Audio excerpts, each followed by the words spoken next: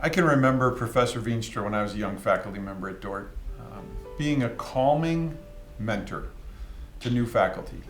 I can remember having taught very poorly one day and him saying to me, "You know what, you'll get better."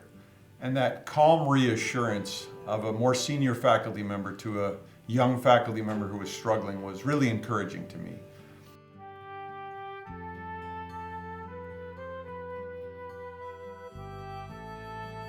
I came to Dordt as a student in 1964 and graduated in 1968. And then I went out and taught after that at Timothy Christian High School in the Chicago area. From there I went to Northwestern College and taught there a couple of years. And now I've been at Dordt. I came in 1976 to the present day. The communication professor I had a huge influence on my life. He told me that I could do it, and I believed him. And really the most significant thing is when I graduated, he said to me, "Why don't you come back here and help me?" I hear Dr. Veenstra often talk about the blessing of working here at Dordt College. And more recently, I've heard him say that it's because of God's grace I've been able to be here for 40 years. And I think that sums up very well who he is. He's a Christian who loves the Lord, but also recognizes that God is faithful every day and offers his grace to us as sinners. When I was a freshman, I learned very quickly is how can you be a Christian in the world of communication? And he brought that to light. I mean, he brought to light how we can further God's kingdom through what we say or how we listen. He is the best listener I've ever met. And when I am sitting down with somebody, I kind of think about how would Veenstra listen to me? He has this personal way of listening to you where you can sit down and just vent about your entire life and he will just sit and listen. He won't interrupt, he won't be sarcastic, maybe sometimes he will, but it's to the point where you definitely know that he genuinely cares about his students. I was one of those students that spent a lot of time on the chair in his office talking while he listened, and I think that really says who Dr. Veenstra is. And that was a very significant focal point in all his classes was we can talk, but more importantly, we need to listen. He'll ask me questions and just stare at me, and I may not know the answer, but he'll wait until I tell him. So it's really challenging for me as a student, but he pushed me to a point where I really had to think and contemplate. I've learned from Dr. Veenstra that it's important to have opinions about things, because that would be one of the first adjectives I would use to describe him would be opinionated. And I don't mean that in a bad way. But it is an educational experience to listen to what he has to say, because first of all, he knows what he's talking about. He's a very smart man.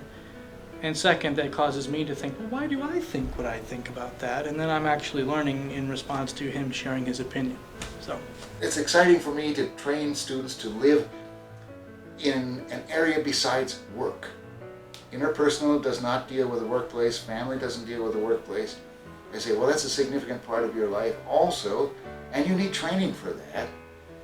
So that's why I enjoy those courses, as well as the more, what should I say, organizational kinds of courses. Professor Veenstra has had a tremendous impact, not only on myself, but for virtually every child, every student that has gone through his classes. I think probably one of the highlights for me was when my daughter came out of a Veenstra class and came to my office and said, "Mom, finally now everything you've ever taught me makes sense."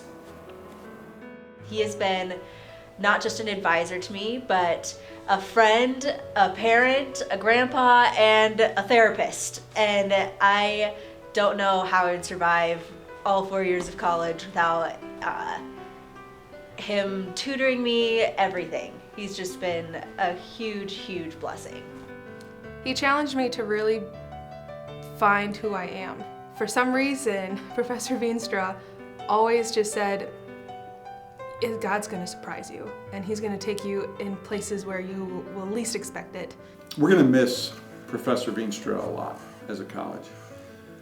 He was one of the early professors and has been here for a long time.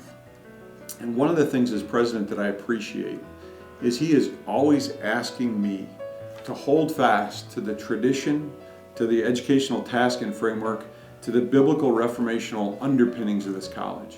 I think the thing that I will miss the most is not seeing his light on in the morning when I come to work. We always could have a 5-minute conversation at the beginning of the day, and those pearls of wisdom or those greetings aren't going to be there. Like I said, he was my instructor as an undergrad. He's developed into a mentor and a colleague, and now he's really, I can honestly say, he's going to be a lifelong friend.